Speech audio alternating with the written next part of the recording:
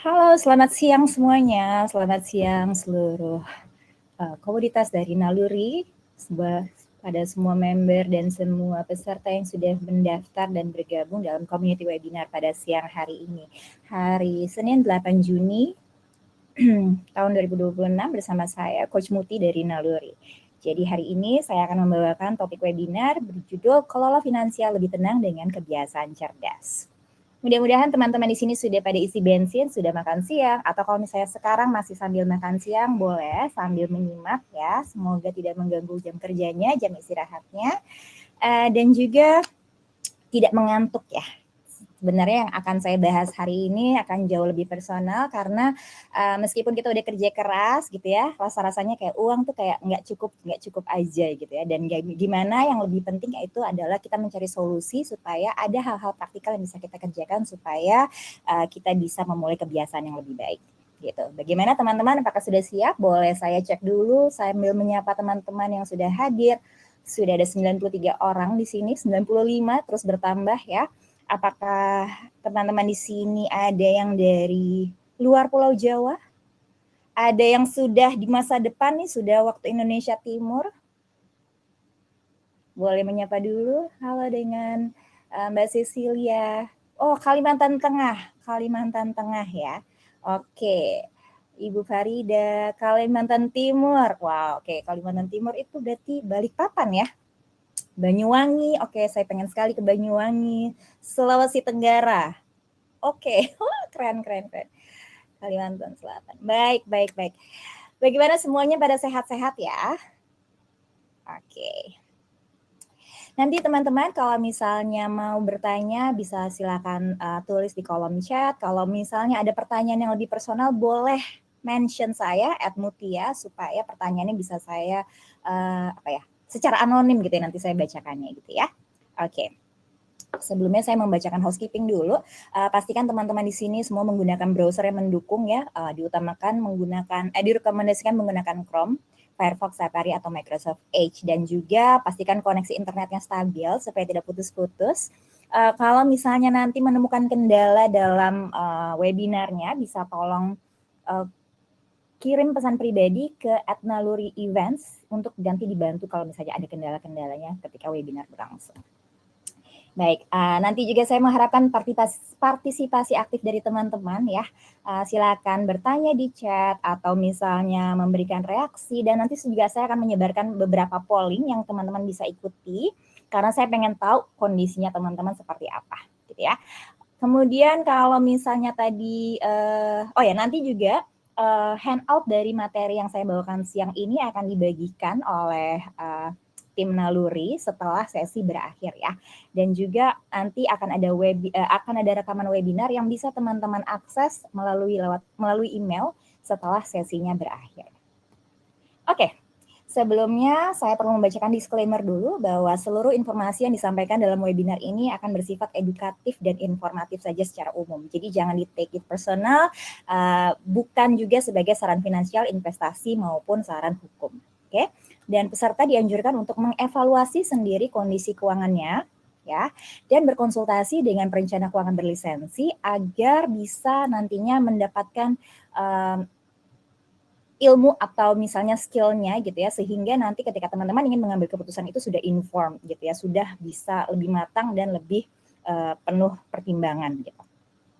Di sini nanti akan ada contoh studi kasus dan angka-angka yang akan digunakan ini bersifat ilustratif saja dan mungkin tidak mencerminkan kondisi atau situasi pribadi teman-teman. Oke, dan meskipun informasi telah disajikan seakurat mungkin, pembicara dan penyelenggara tidak bertanggung jawab atas keputusan atau tindakan apapun yang diambil berdasarkan konten ini. Oke, terima kasih. Mari kita mulai.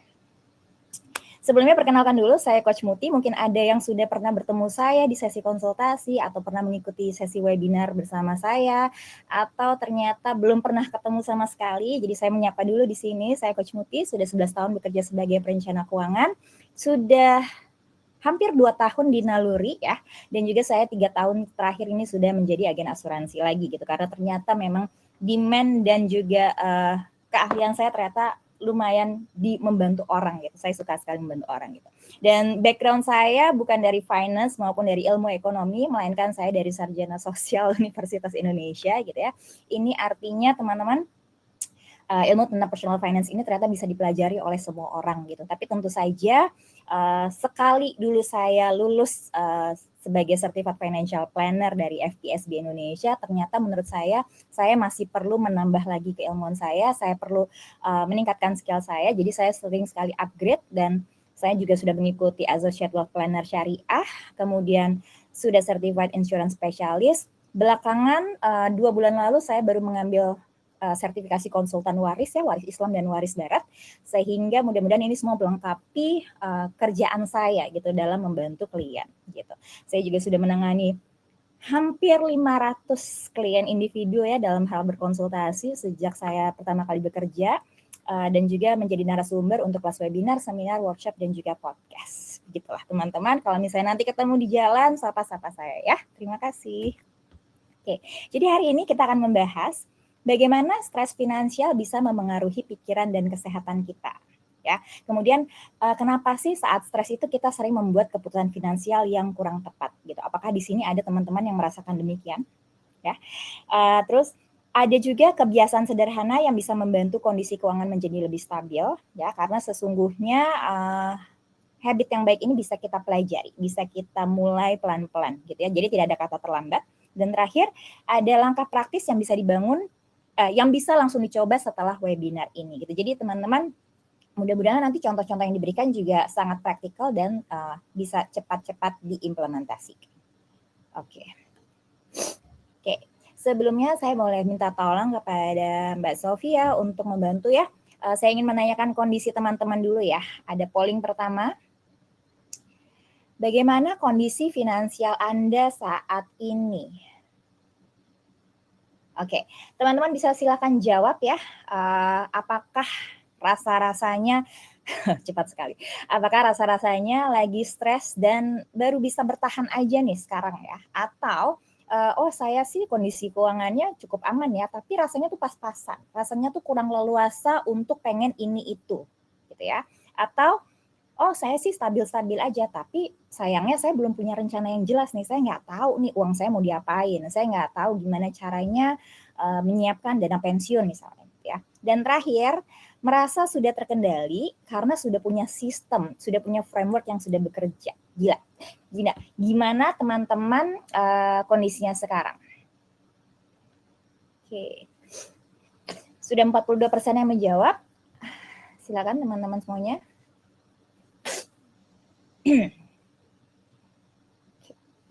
Banyak yang menjawab sudah cukup aman tapi masih terasa pas-pasan ya. Kira-kira ada apa dengan kondisi seperti itu? Menarik sekali nih hasilnya. Coba ya. Tenang aja teman-teman, apapun jawaban teman-teman ya semuanya valid ya dan semua ada solusinya kok. Tenang aja, itu yang akan kita bahas hari ini. Ya, oke. Ini teman-teman bisa melihat hasilnya nggak ya? Coba boleh kita selesaikan dulu polling yang pertama. Can we end this? Oke, jadi jawabannya 58% menjawab cukup aman tapi terasa pas-pasan, kemudian 26% menjawab sudah stabil tapi belum punya rencana yang jelas gitu ya. Dan 12%-nya stres, baru bisa bertahan aja nih dari gaji ke gaji gitu mungkin ya. Dan terakhir baru 4% yang sudah merasa terkendali karena sudah punya sistem. Jadi selamat buat semuanya yang sudah menjawab, terima kasih sudah berani jujur ya teman-teman ya, karena memang yang perlu kita lakukan pertama adalah aware dulu bahwa memang kondisi kita seperti ini gitu ya. Dan kemudian dari awareness itu nanti kita bisa naik ke langkah selanjutnya, yaitu apa sih yang perlu dilakukan untuk ini gitu ya. Terima kasih. Kita bisa lanjut ke polling yang kedua ya. Boleh tolong polling yang kedua. Nah, mungkin tadi ada beberapa yang menjawab masih stres atau misalnya merasa udah cukup aman tapi terasa pas-pasan. Nah, kira-kira rasa sedikit nggak tenangnya itu karena apa? Gitu ya. Apakah karena punya utang yang belum kunjung lunas, gitu ya? Atau merasa biaya hidupnya naik tapi penghasilan kok segitu-segitu aja gitu. Jadi ada gap nih antara biaya hidup dan gaji. Ya, lalu ada juga misalnya mungkin yang belum punya tabungan atau dana darurat.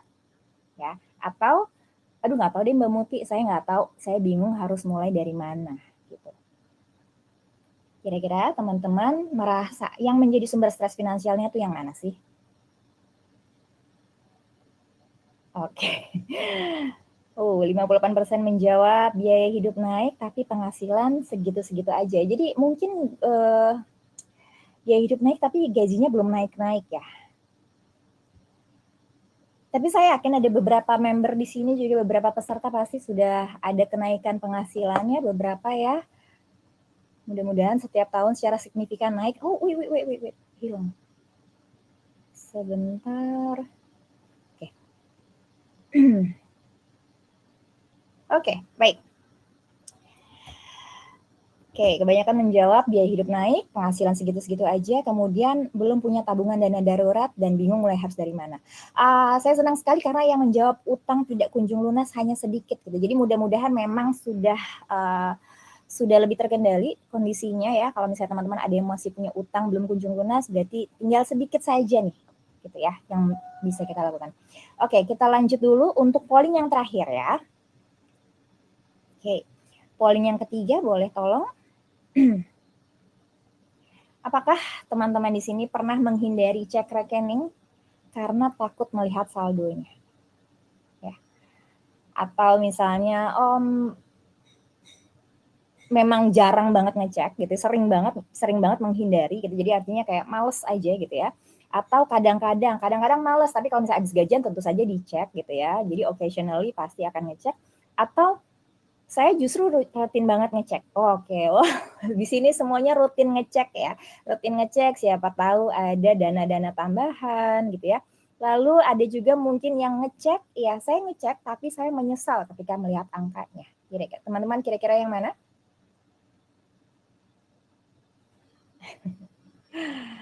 Oke, mudah-mudahan sebenarnya pas kita cek maupun nggak kita cek sebenarnya yang pengen kita rasakan adalah rasa tenang ya teman-teman. Gitu. Jadi jangan sekedar oh yang penting ada duitnya atau kayak wah lagi nggak ada duit tapi kita pengen punya kendali atas apa ya mindset di atas angka-angka itu. Jadi sebenarnya yang lebih kita prioritasin itu sebenarnya rasa tenangnya dulu. Angka-angkanya itu sebenarnya kan bisa berubah naik turun ya, tetapi itu tadi jangan menghindar sih kalau saran saya. Oke, terima kasih semuanya yang sudah menjawab ya. Oke. Mudah-mudahan kalau misalnya memang teman-teman banyak yang relate dari polling tadi, berarti sangat cocok nih ikutan webinar hari ini, gitu ya. Jadi teman-teman, terima kasih untuk pollingnya ya. Oke, baik. Jadi teman-teman, dari sekian banyak gitu ya, sekian banyak kasus konsultasi yang saya temuin gitu ya, penyebab stres finansial itu biasanya tuh antara 6 hal ini aja gitu ya. Ada kecemasan karena masa depan itu nggak pasti atau jadinya overthinking gitu ya. Saya nggak tahu nih masih bisa nyokolahin anak saya di sekolah terbaik atau tidak. Saya nggak tahu nih tahun depan apakah saya beneran bisa melakukan ini atau tidak kayak gitu-gitu ya. Sehingga kecemasan-kecemasan ini yang bikin tambah stres gitu ya. Yang bikin jam 2 pagi tuh kepikiran masa depan, kepikiran anak-anak gitu ya. Kemudian penghasilan nggak naik secepat biaya hidup gitu ya. Terutama dalam kondisi saat ini nih bisa dirasakan mungkin dalam 2 atau 3 bulan terakhir dengan gonjang-ganjing negara dan kemudian juga IHSG melemah, rupiah terpuruk, itu membuat kita jadi semakin cemas gitu ya. Sebenarnya apa sih yang perlu dilakukan? Sebenarnya bagaimana sih cara kita bertahan supaya kondisinya nggak gini-gini amat gitu. Nah, ya tapi yang utama adalah sebenarnya dari 6 alasan ini, sebenarnya ini yang satu yang paling urusannya angka, yaitu tadi nih, penghasilan tidak naik secepat gaya hidup. Jadi artinya ada gap antara penghasilan kita dengan biaya hidup itu. Gitu. Gap ini nih yang sebenarnya kayak kondisinya jadi tidak ideal gitu ya. Kemudian biasanya member-member atau klien ini merasa nggak punya dana darurat. Padahal ya, yang saya temukan adalah nanti ketika misalnya saya sudah melakukan financial check up terhadap klien tersebut, sebenarnya ada aset yang mengendap, ada tabungan atau ada deposito atau ada logam mulia yang bisa dilikuidasi menjadi dana darurat. Tetapi karena mungkin belum paham, oh ternyata itu bisa ya jadi dana darurat ya, jadi merasa belum pede. Gitu. Tapi ternyata sebenarnya diam-diam teman-teman di sini pasti sebenarnya sudah punya dana darurat. Meskipun mungkin baru 1 kali biaya hidup atau sebenarnya sudah bisa mencukupi buat 1 tahun biaya hidup. Gitu. Jadi masih dicek dulu ya. Oke. Kemudian permasalahan yang bikin stres berikutnya adalah hidup melebihi kemampuan. Jadi ketika lifestyle inflation itu begitu nyata, kita cenderung untuk kayak gimana ya? Ketika nanti terjadi kenaikan gaji, cara hidupnya juga menyesuaikan. Cara hidupnya juga jadi naik. Otomatis kita pengen upgrade sesuatu gitu ya. Dan eventually ini bisa melebihi kemampuan kita. Jadi ya dulu tuh kalau ada peribahasa besar pasak lebih besar pasak daripada tiang, itu juga kondisi yang memang mencerminkan ya ini tadi ya, kita tuh hidup melebihi dari penghasilan kita gitu ya. Kemudian tekanan sosial dan keluarga di Indonesia ini bukan main ya teman-teman ya. Saya pernah bertemu dengan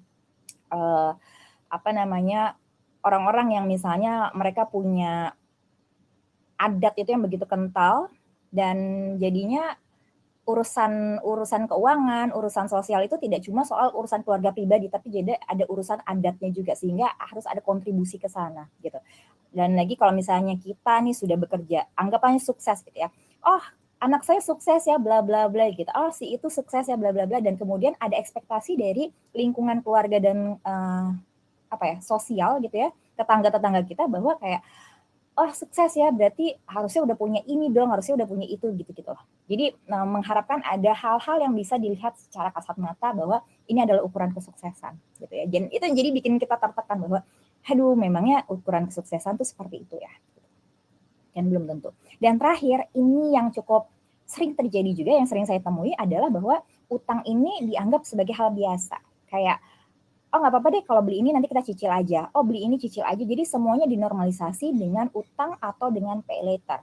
Nah, padahal sebenarnya ada strateginya juga kalaupun kita mau berutang seperti apa. Nanti akan saya bahas. Oke? Baik. Jadi teman-teman, ternyata stres finansial itu bukan cuma soal uangnya aja, tapi ini bisa berdampak pada urusan emosi dan fisik kita juga. Oke. Selanjutnya ya, hidden cost gitu ya. Kalau misalnya tadi ternyata udah keburu kena stres finansial nih, gitu. Udah keburu kepikiran, udah keburu overthinking gitu ya. Dampak yang bisa dirasakan tuh apa sih gitu. Dampak yang bisa dirasakan tuh ternyata ada dampak fisiknya juga ya. Kita jadi capek, kita jadi kondisinya menurun gitu. Sakit kepala, ya kan, sakit kepala, ada juga mungkin GERD-nya kambuh gitu ya. Terus yang sering terjadi juga mungkin tidurnya jadi tidak nyenyak gitu. Apakah karena merasa wah investasiku lagi anjlok, nah kepikiran kan, jadi tidurnya jadi nggak nyenyak gitu ya. Atau misalnya banyak utang, nggak tidurnya juga. Lalu ini juga bisa berdampak pada hubungan sosial, di mana hubungan interpersonal kita bersama pasangan, dengan keluarga, dengan teman kerja, gitu itu juga bisa jadi renggang. Karena apa? Mungkin kita jadi gampang kebawa emosi, gitu. Diajak bahas keuangan nggak mau, diajak nongkrong juga sensitif gitu. Jadi agak-agak tegangan tinggi terus gitu ya. Terus produktivitas di kerjaan juga menurun. Nah, ini juga yang sering mungkin banyak laporan dari tim HR adalah bahwa mungkin ada beberapa karyawan nih yang kayaknya mereka sedang menghadapi kondisi-kondisi finansial tertentu yang mungkin butuh bantuan. Karena ya kelihatan nih performa kerjanya menurun, atau jadi sering bolos, atau kayak kalau di kantor kok kayaknya tidak semangat. Nah, ini nih gitu. Jadi apakah ini karena urusan finansial atau karena urusan keluarga atau yang lain? Nah, ini kan perlu diajak ngobrol gitu artinya ya. Dan terakhir, dampaknya juga bisa mengganggu kesehatan mental gitu. Makanya kalau di Naluri sendiri, kami sebagai financial coach juga sering akhirnya kerjasama juga untuk merefer misalnya member untuk bisa konsultasi juga dengan psikolog, atau saya juga sering menerima pasien, bukan klien referral gitu ya dari psikolog, karena mungkin isu utamanya adalah soal finansial. Jadi ternyata juga perlu ada koordinasi antara sesama coach di Naluri gitu. Oke. Baik, kita lanjut. Nah, ini ya teman-teman ya.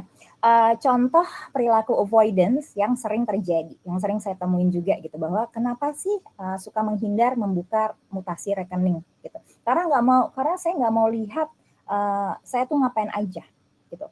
Tapi kalau misalnya saya tanya nanti, tahu nggak uang dalam sebulan itu dipakai buat apa saja?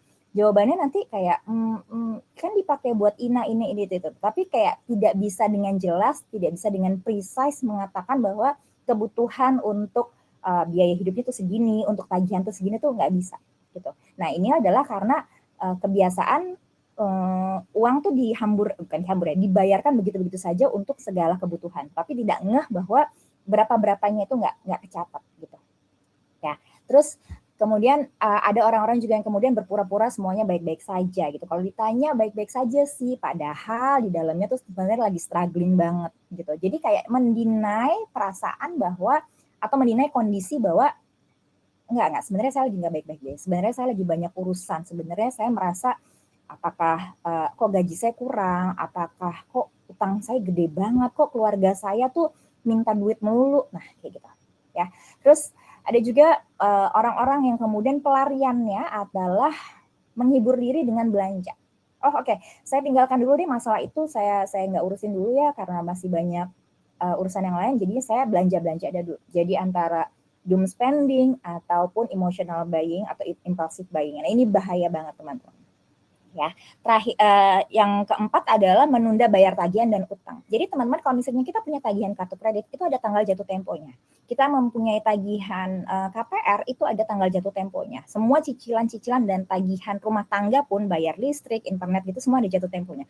Kalau kita menghindar untuk abai terhadap tanggal-tanggal tersebut, konsekuensinya adalah kita juga kok nanti yang kena, antara listriknya jadi keputus gitu ya, internetnya jadinya nggak jalan, atau kartu kredit kita tuh jadinya nanti tingkat kolektibilitasnya itu jadi menurun dari 1 ke 2 ke 3 ke 4 ke 5 karena dianggapnya kita menunggak atau tidak bayar tepat waktu gitu. Sehingga please diingat-ingat banget itu tanggal-tanggalnya kapan gitu ya. Dan terakhir adalah menghindari pembicaraan soal uang. Boro-boro kita mau ngebahas soal kondisi gitu ya, kadang-kadang diajak untuk ngomongin soal Mas tagihan rumah tangga udah dibayar belum Mas, ini apa gitu, misalnya istri dan suami gitu ya di rumah tuh suka berantem soal keuangan tuh karena mungkin sama-sama diem-dieman gitu ya, nggak mau ngebahas soal uang, nggak mau ngebahas soal utang masing-masing, dan ini yang bahaya banget gitu. Jadi dengan kita terus menghindar seperti ini sebenarnya dampaknya tuh akan lebih panjang, jangka panjangnya tuh akan jauh lebih buruk gitu ya. Jadi kayak kita mendiamkan masalah atau kayak kita nyapu debu tuh ke bawah karpet aja, tapi suatu waktu nanti juga akan berantakan lagi semuanya gitu. Oke, kita lanjut.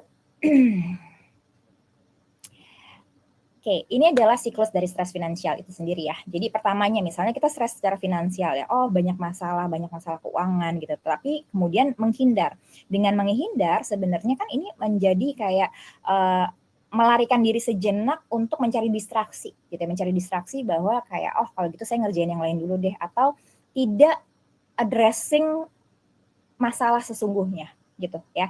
Jadi kalau misalnya teman-teman mungkin sudah pernah ke psikolog juga ya, biasanya psikolog itu akan mencari terus gitu ya, ini root cause-nya apa sih gitu, alasan utamanya apa.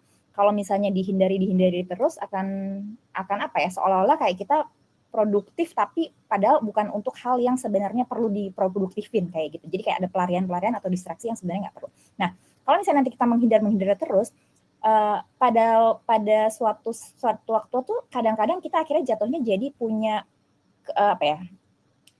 ketidakmatangan atau ketidaklengkapan data dan fakta untuk bisa ngambil keputusan-keputusan yang matang dan baik gitu.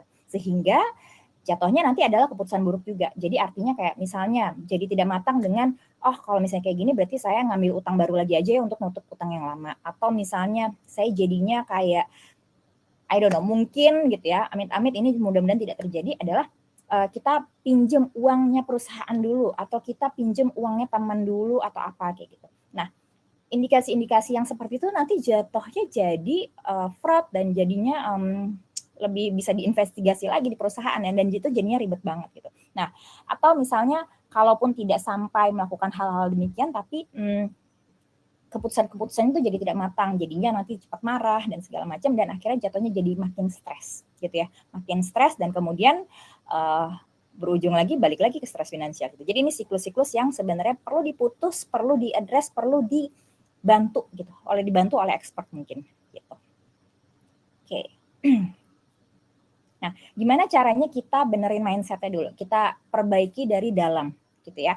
Jadi pertama adalah hadapin dulu masalah-masalah ini, jadi jangan lari gitu. Memang lari atau menghindari atau menunda itu kayaknya satu hal yang kayak ya mau gimana lagi, kayaknya itu akan lebih nyaman dilakukan gitu ya daripada kita menghadapinya, daripada kita jadi rentan atau vulnerable untuk aduh nggak siap deh ngadepin masalah-masalah keuangan seperti ini gitu. Dan yang terakhir adalah yang kedua adalah jangan samakan kekayaan bersih dengan harga diri. Jadi teman-teman, saya sering kali melakukan financial check up ya. Jadi untuk pertama kali sesi di konsultasi biasanya saya akan financial check up. Nah kemudian member-member ini tuh suka kayak bingung gitu. Sebenarnya nih saya tuh udah kaya raya belum sih? Sebenarnya tuh saya tuh dalam kategori yang mana sih secara finansial misalnya gitu ya. Karena merasa kekayaan bersihnya tuh kok kecil atau misalnya kok gede banget atau ternyata belum punya apa-apa gitu. Dan itu kalau bisa teman-teman itu dipisahkan. Jadi artinya kekayaan bersih teman-teman tidak mencerminkan harga diri kita. Gitu. Tidak mencerminkan value kita sebagai manusia gitu. Jadi pisahkan dulu deh yang kayak gitu-gitu ya. Jadi angka yang kita punya itu adalah betul cerminan dari kerja keras kita selama ini. Tapi sebenarnya kita tentu saja masih punya value yang jauh lebih banyak, jauh lebih baik daripada sekedar angka-angka itu, gitu ya. Kemudian kalau bisa kita kurangi kebiasaan membandingkan, gitu. Dengan derasnya informasi di media sosial atau misalnya kita dibandingin sama keluarga kita, gitu. Jadi mungkin kalau misalnya generasi milenial dulu tuh suka kayak itu tetangga kita tuh anaknya begitu-gitu gitu atau misalnya sepupu kita seperti apa jadi kita sering dibanding-bandingkan. Tapi sekarang nggak usah dibandingin sama orang, kita cenderung ngebandingin diri sendiri dengan apa yang kita lihat di media sosial, apa yang kita lihat dari misalnya teman-teman sebaik kita gitu. Jadi kurangin kebiasaan membandingkan itu karena kalau mau ngebandingin mendingan kita ngebandingin diri kita dengan diri kita 5 tahun lalu atau 1 tahun lalu kayak gitu ya. Kemudian kalau misalnya kita sempat melakukan kekeliruan atau aduh sempat salah ngambil utang atau misalnya saya sempat tidak melunasi utang misalnya gitu ya. Jadi kesalahan atau kekeliruan yang pernah kita lakukan anggap itu sebagai data, sebagai pelajaran gitu. Jadi itu bukan hasil akhir karena kita masih bisa progressing, kita masih bisa memperbaiki kondisi itu. Gitu ya. Lalu ini juga tantangan tadi karena kita hidup di Indonesia dan penuh tekanan-tekanan tadi. Dengan belajar bilang tidak tanpa merasa bersalah, ini akan menjadi satu langkah untuk set boundaries kita terhadap lingkungan kita, terhadap keluarga kita, gitu ya. Karena sering sekali saya ketemuin juga orang-orang yang saya nggak bisa bilang tidak ke ibu saya sendiri, gitu. Padahal misalnya ibunya ini udah sering banget minta-minta duit atau minta-minta biaya hidup yang terus bertambah dari yang sebenarnya kita sudah disetorkan, sudah ditransfer oleh anaknya, gitu. Jadi artinya kadang-kadang ada kondisi-kondisi di mana kita harus mengutamakan diri kita sendiri juga. Kita harus nyelamatin diri kita sendiri sebelum kita bisa bantu orang lain. Gitu. Dan terakhir adalah apapun yang sudah kita lakukan, apapun yang sudah kita coba. Pertama nih misalnya dengan ikutan webinar ini aja gitu ya. Ini adalah sebuah baby step, sebuah langkah kemenangan kecil yang teman-teman bisa rayakan bahwa I'm taking charge gitu ya. Saya akan mengambil kendali atas keuangan saya. Seperti itu, ya. Oke, gimana caranya kita atasi segala macam kondisi-kondisi tadi gitu ya dengan kebiasaan yang lebih cerdas gitu ya. Pertama, ini basic banget yaitu bikin anggaran dan cek arus kas. Jadi budgeting dan juga cek penghasilan dan pengeluaran kita tuh setiap bulannya seperti apa gitu ya. Jadi kalau misalnya teman-teman saya tanyain sekarang ya, teman-teman tahu nggak sih sebenarnya kemana uangnya teman-teman pergi setiap bulan? Boleh tolong dijawab? Kira-kira teman-teman nggak sih sebenarnya pengeluaran selama ini tuh dipakai buat apa aja? Buat makan siang. Oh ini ada apa nih? Ada pesta. Tahu ya buat kopi ke rekening istri. Nah ini alhamdulillah gitu ya. Dari Pak Hans pengeluaran rutin dan tidak terduga. Oke. Pengeluaran rutin dan tidak terduga ya. Oke. Sudah ada pos-posnya. Konsumsi dan self reward. Nah ini benar banget self reward jangan lupa ya. Dari Kak Angsar tahu kok gitu ya. Traktir anak buah. Oke. Saya suka sekali dengan ini ya, siapa ini Pak Angga ya. Traktir anak buah. Oke. Teman-teman Wow, Pak Eko keren banget nih, langsung didaftarin semuanya. Ini jadi kayak kategori dari aplikasi pencatatan keuangannya kayaknya nih, kategori-kategorinya ya, untuk beli mainan anak. Oke, teman-teman saya tahu banget ya di sini pasti banyak juga yang sudah ada di level manajerial atau di level yang sudah lebih tinggi gitu ya. Bawaannya tuh pengen nyenengin anak buah. Bawaannya pengen kalau misalnya kayak abis meeting atau abis ada apa ya, town hall yang berat-berat gitu ya, kayaknya pengennya traktir anak buah gitu ya. Boleh, saya bilang boleh karena memang itu kadang-kadang adalah social cost gitu ya, social cost yang memang perlu disiapkan. Tapi kalau misalnya memang at some point gitu ya, at some point kita merasa, duh kenapa jadinya boncos juga yang traktir anak buah gitu ya, atau misalnya di sini ada yang suka jadi apa ya, kayak bukan bendahara, kayak koordinator, kayak yuk yuk yuk saya mau pesan pesan makanan siang yuk, ada yang mau nitip nggak, ada yang mau nitip nggak. Nah, yang kebiasaan beliin duluan terus bayarin dari rekeningnya dia, itu jangan lupa untuk nagih teman-teman gitu ya. Jangan lupa untuk nagih supaya teman-teman yang lain tuh nggak kebiasaan, oh nanti dia bayarin, nanti ditraktir dan segala macam. Nah, kita sendiri yang juga ditraktir, kalau bisa tahu diri ya, berapa yang tadi tuh kopinya, berapa tadi makan siangnya, kayak gitu. Ya, karena apa? Kalau misalnya belum pernah financial check up, ada yang curhat karena duitnya habis kena pajak. Berarti ini alhamdulillah mungkin sudah masuk dalam bracket pajak yang tinggi gitu ya. Gitu. Jadi teman-teman, kalau misalnya kita nggak pernah ngeh uang kita kepake buat apa aja, ini yang bahaya banget. Karena sebenarnya arus kas ini adalah cerminan bagaimana pola kita spending. Gitu. Pola kita spending, pola kita memberi ke keluarga, groceries, transportasi gitu ya, dan gaya hidup kita. Gitu. Apakah selama ini jangan-jangan kita tuh kayak cara hidupnya adalah bayar-bayar semuanya pakai kartu kredit, kemudian nanti pas gajian langsung dibayar full, terus berasa kayak, oh saya nggak ngeh semuanya pakai kartu kredit gitu ya. Sebenarnya dari pemakaian kartu kredit itu kan sebenarnya bisa kita cek ya, berapa yang buat biaya rumah tangga, berapa yang buat groceries, berapa buat yang hangout kayak gitu. Kalau misalnya bahas utang, lebih galak yang ngutang, jadi kayaknya kita nggak bisa nagih gitu ya. Nah ini dia, utang ini sebenarnya artinya kita mesti siapin dengan hitam di atas putih. Kalau misalnya kamu mau minjem uang saya, kamu harus bikin perjanjian kapan kamu akan membayarkan ini atau skema pembayarannya tiap berapa, tiap tiap apa dan berapa kayak gitu. Kalau misalnya orangnya emang niat ngutang dan emang buat tujuan yang baik, ya tentu saja dia mau aja dong melakukan itu gitu karena itikatnya memang baik. Tapi kalau misalnya emang uangnya buat nggak jelas, mungkin dia akan beralih ke orang lain yang nggak ribet gitu ya. Oke. Jadi sebenarnya penting banget ya dari cash flow kita itu kita akan bikin budget. Jadi dari misalnya kita mencatatkan kebiasaan pengeluaran kita selama 3 bulan ya. Lalu kita akan lihat ya pola pengeluaran kita seperti apa gitu. Oh, ternyata buat transportasi itu segini, ternyata buat bensin segini, buat groceries, buat kebutuhan anak, buat kebutuhan anak bulu ya, teman-teman ya. Jadi jangan lupakan anak-anak kucing kita dan anak-anak anjing kita juga gitu. Mereka tuh berapa ongkos-ongkos hidupnya. Nah, dari situ kita bikin budget, bikin anggaran itu based on data gitu. Jadi jangan groceries-nya 5 juta kali ya gitu. Padahal sebenarnya belanjanya cuma 2 juta gitu. Tapi juga jangan sampai kayaknya uang les anak dan uang SPP anak cuma 3 juta padahal 4,5. Nah, ini kan nggak matching gitu ya. Oke, banyakkan pos terbesar untuk dukung pendidikan anak, untuk sekolah, sudah disetor ke istri untuk pos masing-masing, sisanya saya kelola hanya transport dan jajan aja. Nah ini biasanya bapak-bapak ini punya uang jajan sendiri, uang pegangan sendiri ya, supaya bisa nggak bentar-bentar, mah mau minta duit buat bensin dong, mah mau buat makan siang kayak gitu. Enggak ya, jadi kadang-kadang para suami ini butuh butuh kendali atas keuangannya sendiri gitu. Tapi jangan lupa transfer nafkah dulu ya Pak ya. Oke. Oke, pertanyaan selanjutnya adalah kenapa sih kita perlu menabung? Gitu. Apakah teman-teman di sini memang sudah rutin menabung atau kayak nabung itu sebuah keterpaksaan atau boro-boro nabung duitnya aja habis Mbak Muti gitu. Kira-kira jawabannya yang mana? Ya.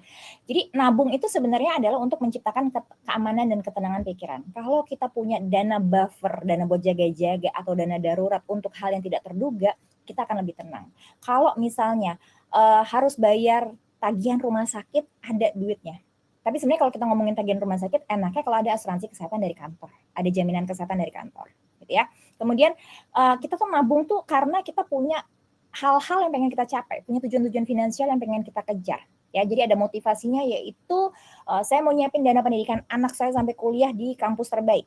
Saya mau nyekolahin anak saya di luar negeri, saya pengen beli rumah, saya pengen nyiapin pensiun sejahtera dan punya pilihan, gitu ya. Saya pengen liburan ke sana sini, pengen umroh setiap tahun.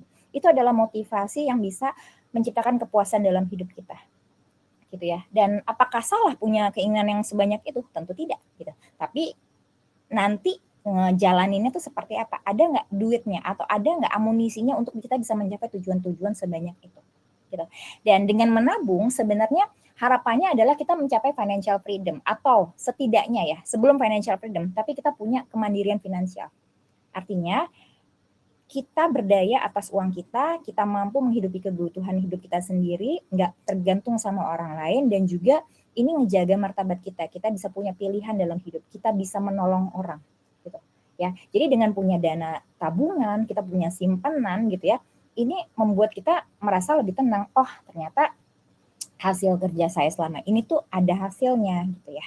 Gitu. Dan terakhir adalah untuk pertumbuhan. Jadi misalnya kalau kita punya tujuan adalah kita pengen punya bisnis, kita pengen ngembangin bisnis, kita pengen investasi gitu ya. Jadi investor itu ternyata bisa jadi sebuah profesi. Jadi dia udah kayak nggak kerja secara aktif lagi, tapi udah jadi investor aja gitu ya. Dan juga untuk upgrade diri, gitu, pertumbuhan. Kita nambah lagi sertifikasi, kita belajar lagi tentang hal baru, tentang ini, tentang itu, gitu. Karena apa? Untuk biaya-biaya upgrade diri ini tentu saja ada duitnya, butuh duitnya, sehingga kita perlu nabung dulu, gitu, ya. Oke. Nah, ini adalah anggaran yang biasanya saya gunakan untuk pendekatan yang lebih simpel gitu ya. Lebih simpel artinya kayak berapa sih sebenarnya yang perlu kita sisihkan gitu ya. Ini sebenarnya udah saya tweak. Tadinya ini kebutuhan 50%, tabungan dan investasinya yang 20% dan keinginannya yang 30%. Ya, jadi kebalik, keinginannya yang 30% ya. Nah, tetapi saya dalam praktiknya akan lebih encourage teman-teman semuanya untuk utamakan nabung dan investasinya. Karena apa? Karena percayalah kita tuh BM banget, banyak maunya. Nggak usah maunya, tapi butuhnya juga banyak kan. Maksudnya kayak tadi, oh ya kita butuh ya nyiapin pendidikan anak kita ya, anak kita 3 pula. Nah gitu kan. Terus misalnya nanti kalau misalnya pun ada fase-fase di mana tahapan hidup seseorang ini sudah di fase yang menjelang pensiun dan anaknya juga udah pada menjelang lulus kuliah gitu ya, bukan berarti kemudian hidupnya berakhir ya. Kemudian ada transisi menjadi jadi hidup pensiun. Kemudian ada transisi lagi, oh ternyata anak saya udah mau nikah. Jadi kayak wah tanggung jawab sebagai orang tua tuh tidak berakhir, belum berakhir gitu. Makanya selama punya kemampuan, selama punya amunisi yang kuat, nabung dan investasinya tuh kalau bisa gedein dulu gitu ya. Tapi caranya gimana untuk bisa tahu nabungnya kita bisa 30%? Ya itu tadi pemetaan dulu kebutuhan hidup kita tuh apa aja, biaya hidup kita berapa. Terus kita punya wants untuk self reward, untuk gaya hidup, untuk bisa tetap hangout sama teman-teman itu seperti apa. Nah, lalu nabung dan investasinya ini juga yang nanti akan kita kita padukan dengan tujuan-tujuan finansial kita yang seabrek itu, gitu. Ya, ini yang paling penting adalah fase kehidupan kita nih yang harus kita pahami dulu. Gitu. Jadi saya ketemu orang yang Gen Z yang umurnya baru 22 sampai 28 gitu ya. Tentu saja cara hidupnya berbeda dengan mereka yang sudah punya anak 2, kemudian mereka yang sudah menjelang pensiun, yang udah 40-an, kayak gitu-gitu. Jadi ini ya, awal karir misalnya ya, yang pada Gen Z, yang first jobber gitu ya, mereka mungkin masih banyak yang lajang juga, atau ada yang sudah mulai menikah, kemudian baru punya anak 1 atau 2 gitu ya, dan biasanya sudah mulai punya utang nih, apakah baru mencoba kartu kredit, pakai pay later, atau mulai mencicil kendaraan. Kendaraannya bisa motor atau mobil gitu ya. Ada juga mungkin yang sudah pada punya KPR gitu, tetapi artinya fase hidupnya tuh masih lebih simple gitu, kayak saya bisa bilang mungkin lebih simpel gitu ya. Sehingga rasio yang disarankan adalah 50% untuk kebutuhan, 50% dari penghasilan ya untuk kebutuhan, 30% untuk nabung dan investasi, dan 20% untuk keinginan gitu ya. Nah, fokusnya pada saat early career ini adalah bangun dulu kebiasaannya. Bangun kebiasaannya untuk menyisihkan, untuk nabung, bikin budgeting gitu ya. Top up dana darurat, kemudian utang-utang jangka pendek tadi itu yang kartu kredit itu harus bisa dilunasin, dan pay later itu juga harus bisa dilunasin. Jangan sampai menunda-nunda atau sekedar bayar minimum payment-nya aja gitu. Lalu di fase membangun keluarga di usia 30-an sampai 40 gitu ya, ketika udah pada nikah, anak-anaknya ini masih pada kecil-kecil atau ada juga yang udah beranjak SD gitu ya. Tapi di fase ini juga mungkin sudah ada KPR yang berjalan, udah ada cicilan mobil yang berjalan gitu. Terus jadinya kebutuhan ini otomatis jadi lebih tinggi nih. Kebutuhan ini masuk juga dengan cicilan ya, teman-teman ya. Terus nabungnya jadinya 15%. Atau kayak nabungnya mungkin bisa jadi lebih besar juga, tapi keinginannya jadi yang diredam. Bisa kayak gitu ya. Dan terakhir adalah fase ketika ini udah mid career gitu ya, udah sampai bisa menjelang pensiun juga, dan ini yang generasi sandwich. Meskipun yang generasi sandwich juga saya temuin di awal karir dan di membangun keluarga juga teman-teman ya. Dan sehingga di sini ternyata nggak cuma buat menghidupi keluarga sendiri, tapi juga mensupport orang tua di atas gitu. Atau misalnya ada punya kakak yang berkebutuhan khusus atau punya adik yang masih dibiayain karena kuliah gitu. Jadi selain anak sendiri, tapi juga ngebiayain keluarga asalnya dia gitu ya. Nah, penghasilannya mungkin juga lebih tinggi gitu, tapi karena tadi tanggung jawabnya jauh lebih besar gitu, sehingga kayaknya impas-impas aja nih, nabungnya segitu-segitu aja juga gitu ya, dan keinginannya juga tetap ada tetapi bisa ditahan lah gitu ya. Dan ini di fase-fase akhir-akhir ini juga yang sering saya temuin ya, karena memang ternyata kalau di usia-usia segini nih pendekatannya udah beda gitu. Artinya kita juga udah mulai ngomongin yang namanya review polis asuransi, atau misalnya ada mau ngebahas tentang rencana waris, tentang aset-aset yang udah dimiliki apaan aja, pencatatannya seperti apa, dokumen-dokumennya di mana aja, itu udah mesti harus dibahas juga gitu ya. Tapi teman-teman percayalah bahwa persentase-persentase ini kan hanya rasio yang disarankan. Pada prakteknya, cara hidup setiap individu dan keluarga akan berbeda, sehingga akan kembali lagi ke cara hidup dan kebiasaan teman-teman. Hal yang kedua perlu dipersiapkan adalah soal dana darurat ya. Tadi beberapa juga banyak yang sudah bilang punya dana darurat gitu ya. Ada yang misalnya ternyata kok rasanya kurang, atau misalnya belum pede dengan dana daruratnya gitu. Nah, sebenarnya dana darurat itu untuk apa sih? Ya, dana darurat adalah dana yang kita siapkan untuk kejadian tidak terduga, tidak direncanakan, tidak diinginkan ya. Mendesak dan kalau bisa ini tidak berulang. Kalau misalnya contoh yang berulang ya, ternyata motor harus diservis, itu jadinya tidak darurat tetapi terprediksi, sehingga kita perlu bikin budget untuk servis motor ya. Oke, lalu plafon rumah rembes gitu. Mungkin pertama-tama banget kita akan renovasi rumah dulu, atau renovasi bagian yang rembes itu sendiri, ya mungkin habis 3 juta lah, panggil tukang atau segala macam. Nah, itu adalah darurat. Tetapi kalau misalnya ternyata rembesnya berulang-berulang di titik yang sama lagi, berarti mungkin renovasinya harus lebih benar lagi, lebih mendalam lagi gitu. Masalahnya di mana supaya ini tidak berulang lagi. Kondisinya itu masih darurat, tetapi artinya kalau misalnya ternyata setiap setahun sekali kita akhirnya pengen kayak cek atap, atau kita pengen tembok-tembok ini juga dibenerin atau segala macam, itu akan menjadi expense yang terduga, atau akhirnya itu akan menjadi arus kas kita setahun gitu, dalam tahunan gitu ya. Terus dana darurat itu seberapa banyak sih yang harus dikumpulin gitu ya. Upayakan cukup untuk 3 sampai 6 kali biaya hidup ya, termasuk juga cicilan, tapi jadinya nggak termasuk gaya hidup, karena gaya hidup itu masih opsional. Ini adalah hal-hal yang nice to have. Tapi kalau untuk cicilan dan biaya hidup ini kan, wah, kalaupun saya nggak punya penghasilan, kalaupun saya kehilangan pekerjaan saya, tabungan saya ini cukup nggak sih buat tetap bayar cicilan rumah atau cicilan mobil ini selama 3 sampai 6 bulan ke depan, sambil saya cari sumber penghasilan baru gitu. Ya, jadi dengan punya buffer atau dana darurat 3 sampai 6 bulan, kita bisa bertahan hidup dengan cara hidup yang lama selama 3 sampai 6 bulan ini. Gitu. Makanya tapi tetap harus sambil cari kerjaan baru. Gitu ya. Dan dana darurat ini harus liquid. Harus bisa diakses. Artinya nanti naruh duitnya bisa jadi dalam bentuk tabungan saja, tapi terpisah dari rekening operasional harian. Jadi jangan bercampur. Ya. Nanti level selanjutnya dana darurat bisa kita taruh misalnya di reksadana pasar uang yang bisa pencairan instan, supaya setidaknya ada pertumbuhan walau sedikit gitu. Dalam hal dana darurat kita tidak mencari cuan, kita tidak mencari return tertinggi atau mencari yang produknya fluktuatif. Nah, itu justru kalau nanti pas kita lagi butuh dana darurat ya, ternyata misalnya naruhnya di saham, terus lagi merah, ya jadinya nggak siap dipakai. Kayak gitu ya. Oke. Permasalahan soal utang yang tadi saya bilang ya, utang itu sebenarnya boleh, tapi jangan dibiasakan gitu. Artinya kalau misalnya kita punya kartu kredit, dipakailah dengan bijak ya. Jadi bayarnya dengan lunas gitu supaya tidak ada kena bunganya.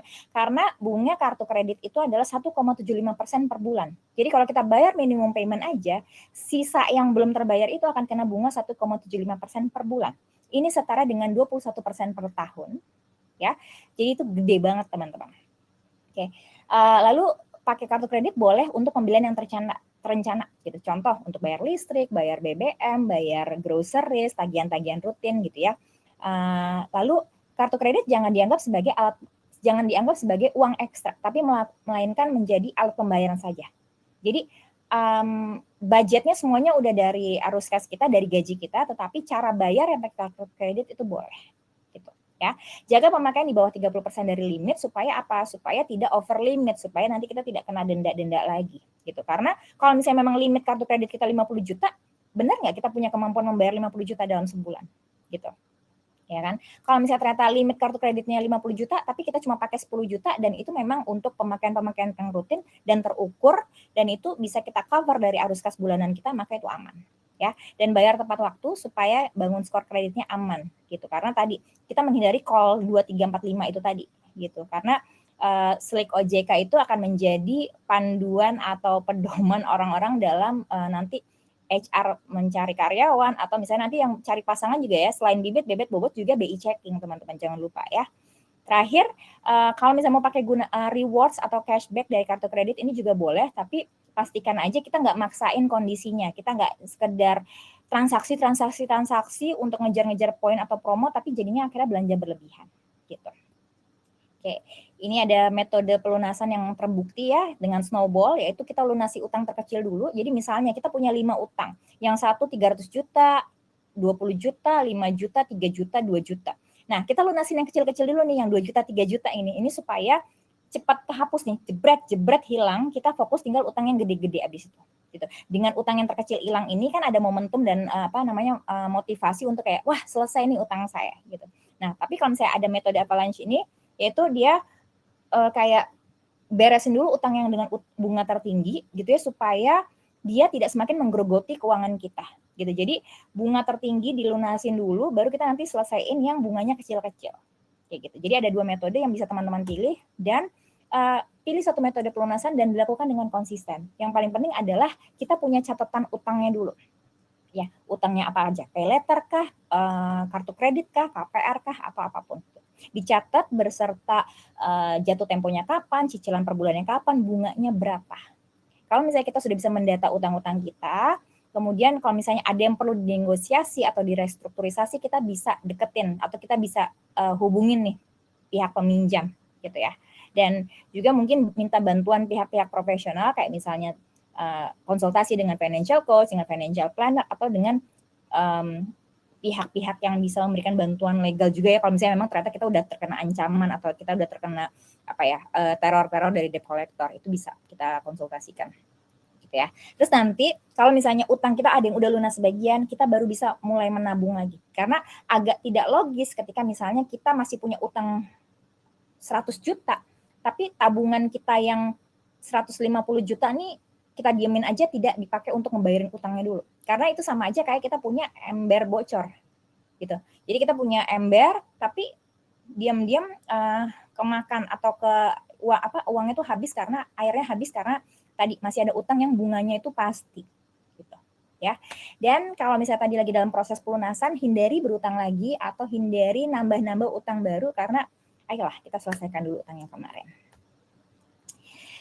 Oke, urusan selanjutnya adalah kita ngebahas tentang proteksi ya. Karena kalau misalnya kita ngebahas proteksi adalah perlindungan, adalah ngomongin asuransi.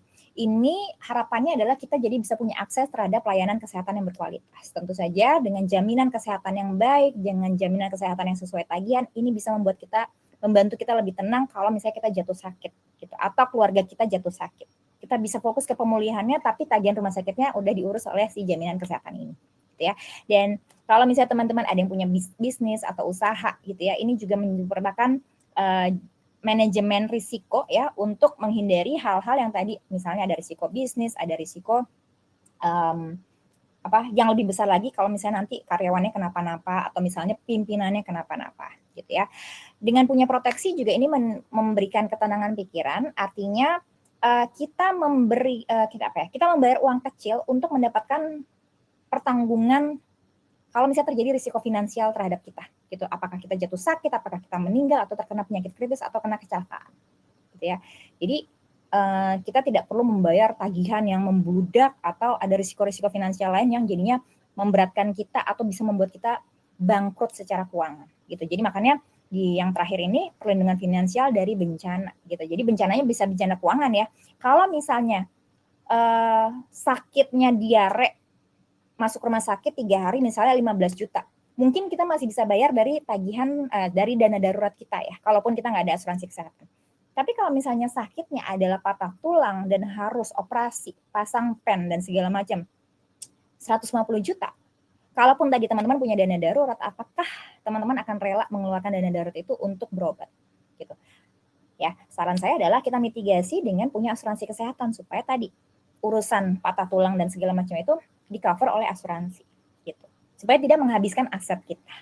Ya, dan asuransi ini juga merupakan salah satu cara untuk penghematan pajak ya teman-teman, karena kalau bagi perusahaan asuransi ini sebagai biaya gitu, dan ini akan jadinya ngurangin laba sehingga nanti perhitungan pajaknya juga lebih murah gitu ya. Dan kalau misalnya teman-teman ngomongin asuransi klaim asuransi jiwa misalnya, asuransi jiwa atau asuransi penyakit kritis, itu adalah penghasilan atau santunan itu akan bebas pajak gitu ya, sehingga ahli waris dan penerimaan manfaat itu tidak akan kena pajak lagi gitu ya. Jadi teman-teman bisa memikirkan strategi-strategi untuk kepemilikan asuransi ke depannya gitu. Ini dia ya, langkah-langkah dalam perencanaan asuransi adalah utamakan perlindungan kesehatan dulu gitu untuk setiap anggota keluarga, karena dari bayi sampai kakek nenek ada kemungkinan sakitnya dan itu juga lebih sering gitu. Jadi asuransi kesehatan akan menjadi lebih utama dulu. Nah, bagi pencari nafkah utama, bagi pencari nafkah dalam keluarga perlu punya asuransi jiwa atau proteksi penghasilan. Ibaratnya kalau pencari nafkah utama ini meninggal dunia, keluarga yang ditinggalkan tetap bisa melanjutkan hidup dengan santunan asuransi sebagai pengganti income yang hilang. Gitu. Lalu kita cek juga apa yang sudah kita punya gitu ya. Apakah kita sudah punya jaminan kesehatan dari kantor, apakah kita sudah punya BPJS kesehatan gitu ya, atau dari polis-polis asuransi yang sudah kita miliki sebelumnya gitu. Ini udah cukup belum ya, atau ternyata kita perlu review berkala nih karena disesuaikan dengan kebutuhannya. Dulu pas punya asuransi jiwa ini pas anak baru 1, tapi sekarang anak udah 3, jadi harus ada tambahan ya. Dan asuransi kesehatan misalnya ternyata dari asuransi kesehatan kantor tuh ada plafonnya dan misalnya dibayarkannya bisa kena ekses tagihan. Nah, sementara kita lebih nyaman kalau misalnya saya pengennya semuanya sesuai tagihan. Jadi kita ternyata ada kebutuhan untuk beli asuransi kesehatan swasta gitu. Tapi yang paling penting adalah untuk menjamin sustainability dan polis ini tetap aktif, teman-teman mesti cek kemampuan bayar. Gitu. Jadi cek dari arus kas tadi ya. Setiap bulan tuh ada kemampuan atau ada surplus bulanan berapa. Atau dari setiap tahun dari bonus dan THR itu ada surplus berapa yang bisa kita pakai untuk membayarkan premi-premi asuransi tersebut. Gitu.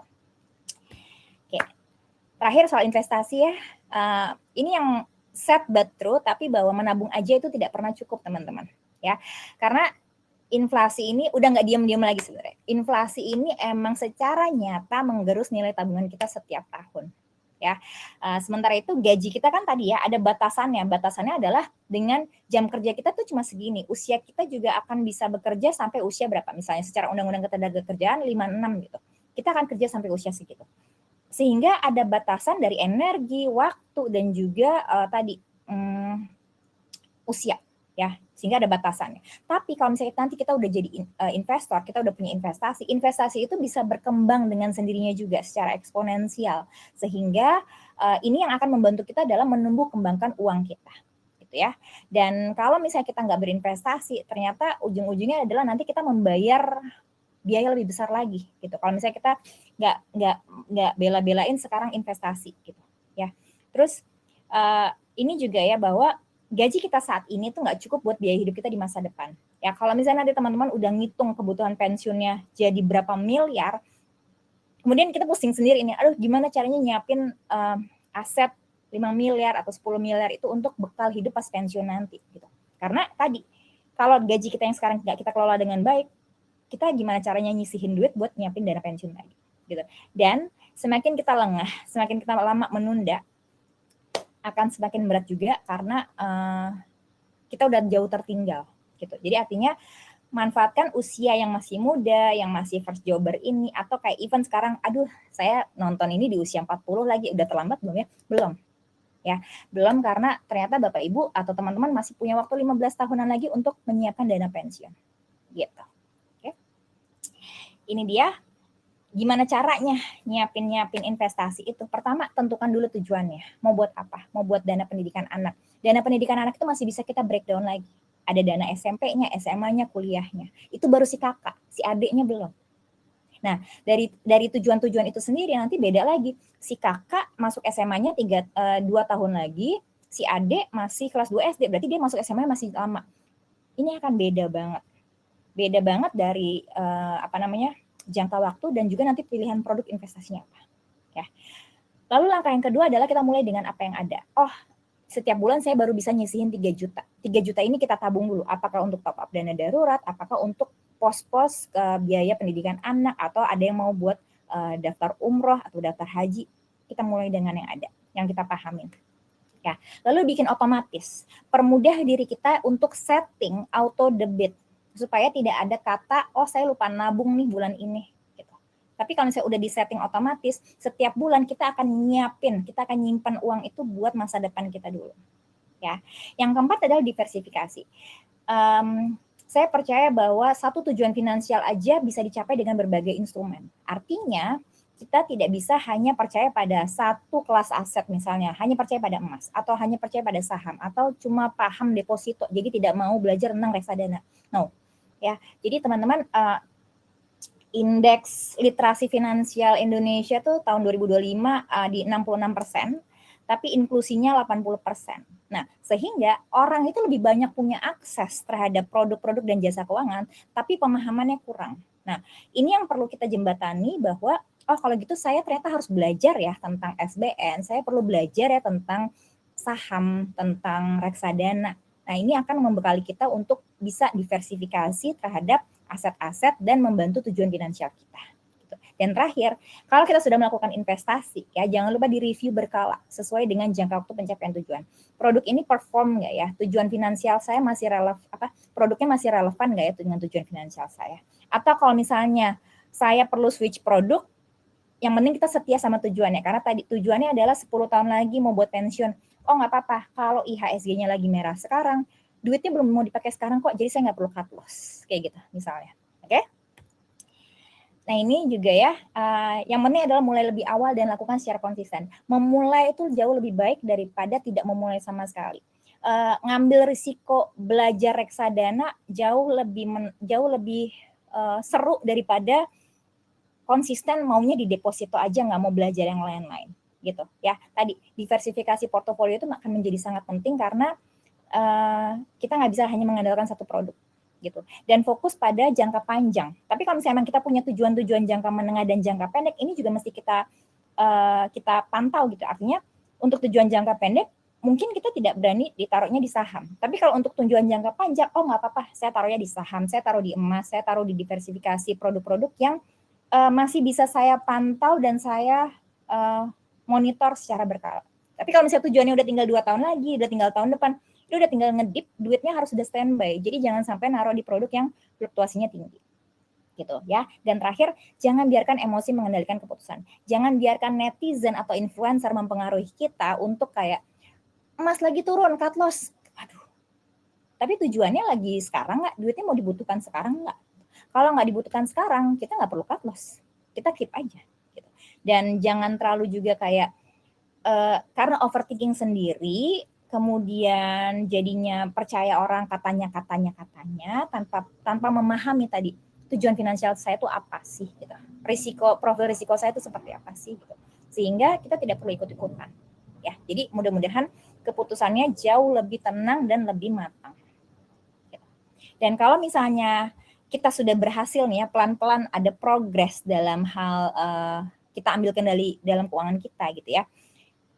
Insya Allah tidurnya bisa lebih nyenyak lagi, gak perlu kebangun overthinking jam 3 pagi gitu ya, soal utang, soal aduh emasku lagi anjlok, sahamku lagi anjlok, kita tuh gak perlu kayak gitu. Karena tadi fokusnya pada tujuan-tujuan finansial kita yang masih kayak, oh ya dana pendidikan anak saya masih 6 tahun lagi kok, saya belum perlu cemas sekarang gitu ya.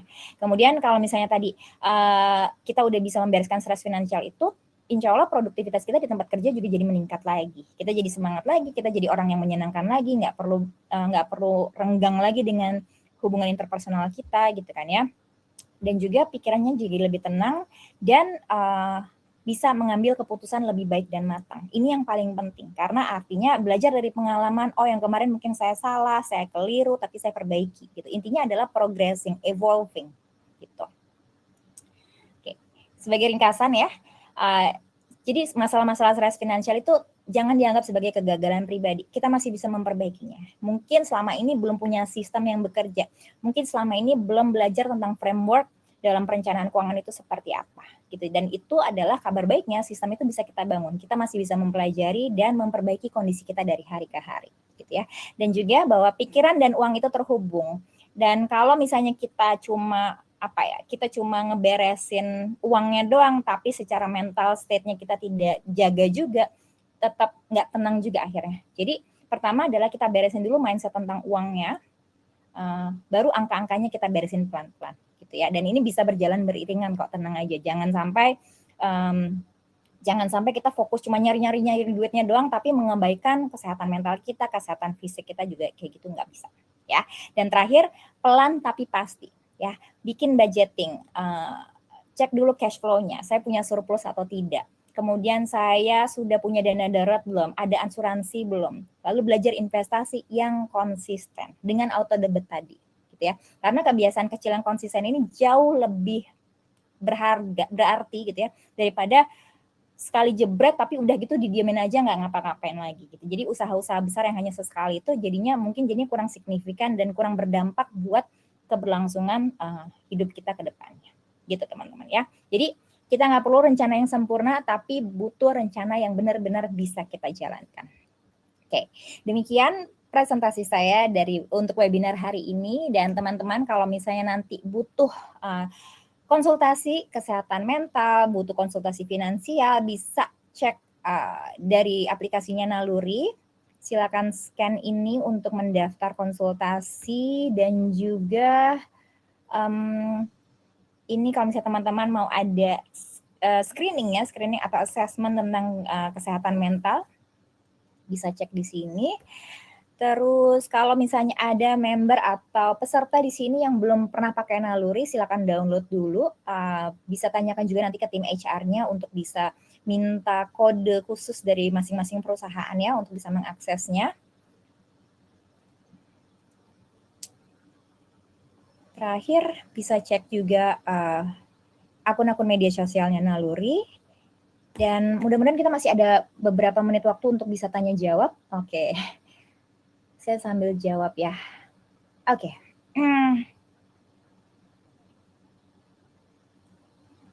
Oke, dari Kak Hanif ya.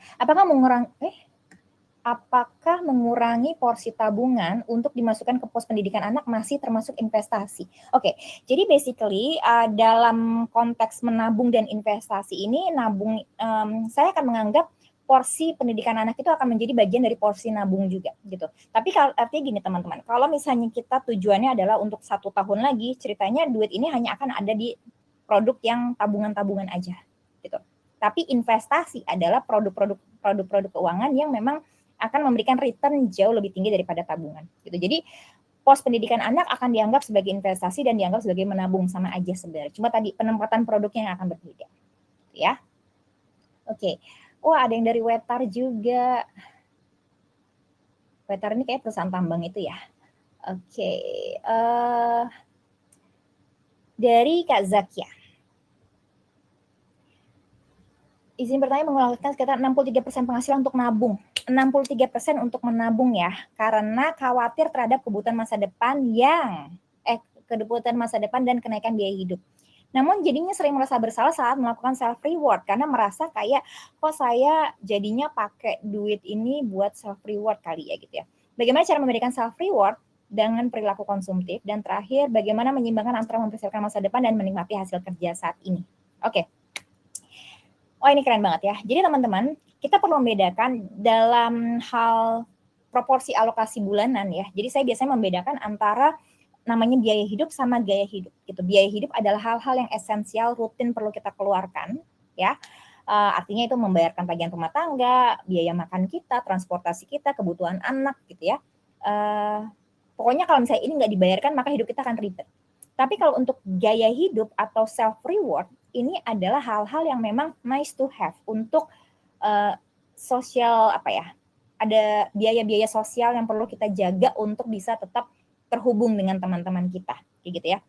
Nah, gimana caranya ngebedain self reward yang sehat dengan perilaku konsumtif? Ini yang itu yang mesti kita cek, gitu ya. Apakah kalau misalnya kita spending untuk hangout itu jadinya berlebihan, atau tadi kita kebiasaan naktir doang, tapi nggak berani nagih ke mereka, tadi makan siangnya segini ya gitu.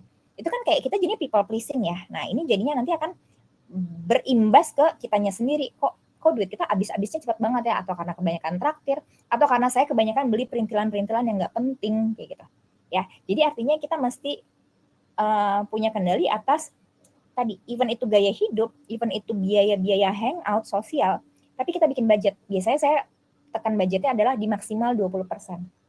Gitu.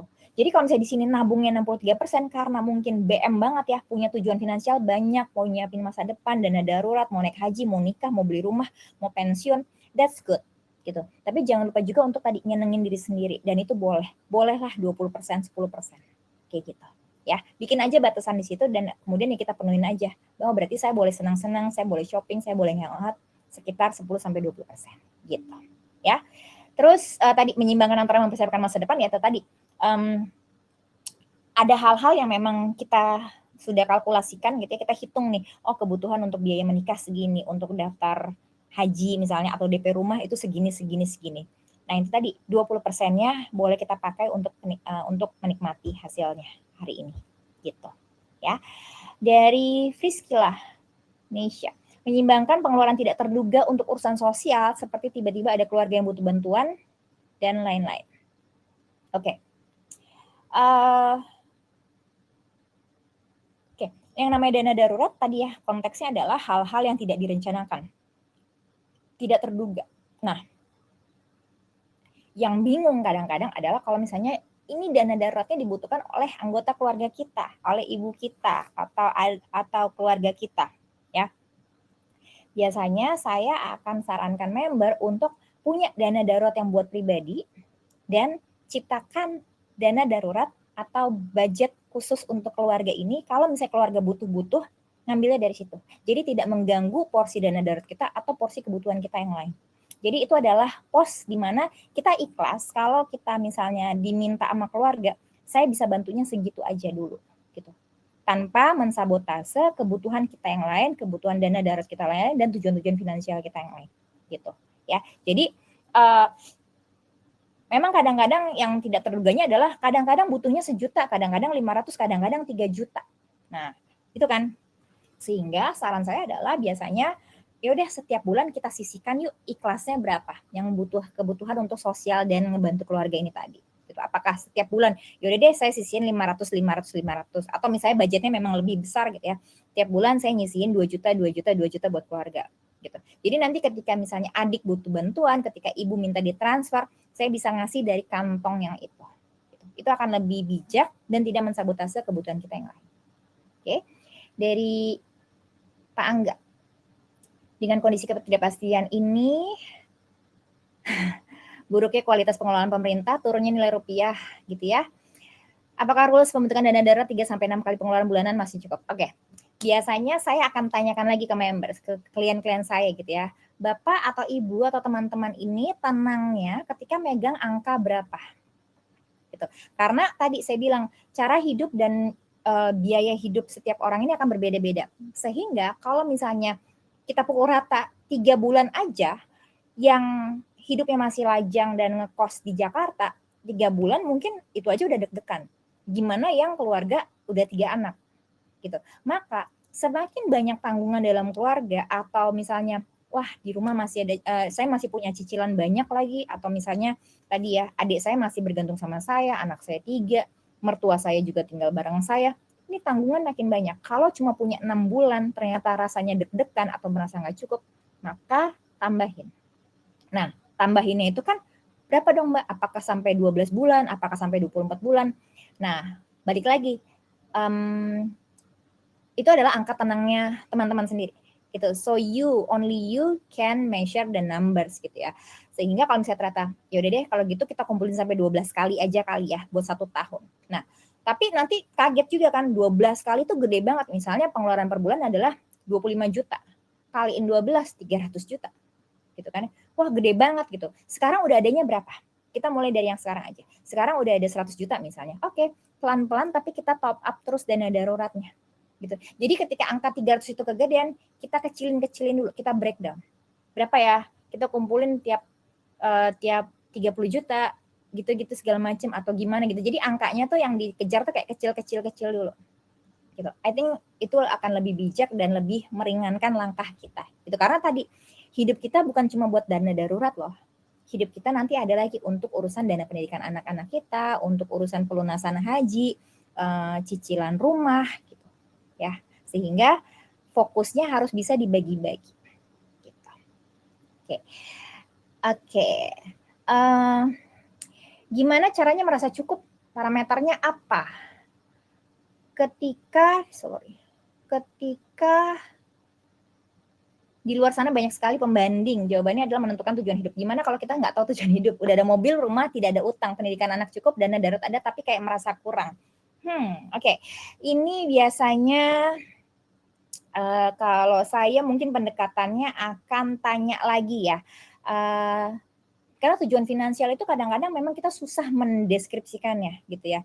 Tapi kalau misalnya saya pancing gitu mungkin, Bapak atau Ibu ada aspirasi lain nggak dalam hidup yang misalnya belum terpenuhi atau yang lagi kepikiran tapi belum berani diwujudkan selama ini gitu. Jadi mungkin ada masanya adalah kita menunda keinginan kita sendiri untuk memprioritaskan keluarga kita saat ini. Tapi artinya kayak sebenarnya tuh saya pengen S2 lagi Mbak, sebenarnya tuh saya pengen beli motor gede tapi sama istri nggak boleh misalnya gitu kan ya, atau saya pengen umroh sekeluarga gitu-gitu. Jadi selain hal-hal yang sudah esensial untuk dipenuhin, ada hal-hal sampingan yang ini juga adalah bagian dari aspirasi kita. Nah, tujuan-tujuan itu akan menjadi bisa kita breakdown jadi tujuan finansial yang nanti bisa kita hitung lagi dulu ternyata kebutuhannya berapa, bisa kita siapkan ke sana atau tidak gitu ya.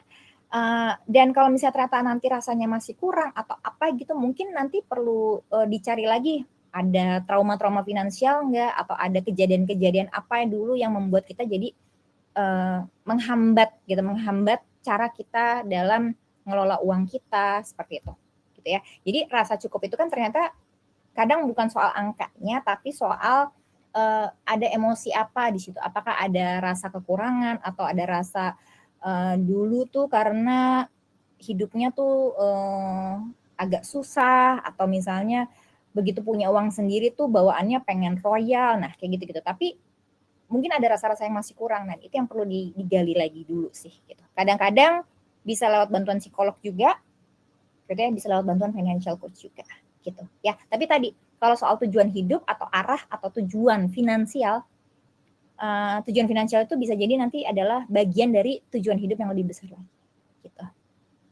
Oke, baik teman-teman, saya akan share link untuk feedback dari webinar hari ini ya. Saya akan dibantu oleh tim Naluri. Silakan klik let us know how we did. Di sini di sebelah kiri bawah ya sudah ada linknya untuk diklik. Tolong diisi untuk bisa membantu kami untuk bisa lebih baik ke depannya. Gitu. Terima kasih semuanya yang sudah hadir, yang sudah bertahan sampai sesi-sesi sampai detik-detik terakhir ini. Terima kasih atas partisipasinya yang sudah sangat aktif. Dan juga mudah-mudahan teman-teman di sini bisa ada action plan juga ya. Artinya apakah kemudian nanti bisa mulai, oh coba ya saya konsultasi dengan financial coach, bisa lewat aplikasi di Naluri, bisa lewat one on one juga dengan saya dan beberapa financial coach lain gitu ya. Jadwalnya bisa ada dicek di website dan di aplikasi Naluri. Oke. Baik, dengan demikian teman-teman semuanya saya izin pamit dulu. Saya dari Naluri bersama juga tim yang sudah hadir dan bergabung. Saya mengucapkan terima kasih atas partisipasinya. Sampai ketemu lagi di community webinar berikutnya. Mudah-mudahan sesinya bermanfaat. Dan jangan lupa ini bisa teman-teman download handout-nya ya. Ada PDF-nya, bisa diklik dari pilihan menu handout. Gitu. Sudah ada 43% yang mendownload. Kalau misalnya ada yang belum, silakan diklik dari sekarang. Dan nanti juga rekamannya akan hadir di YouTube-nya Naluri.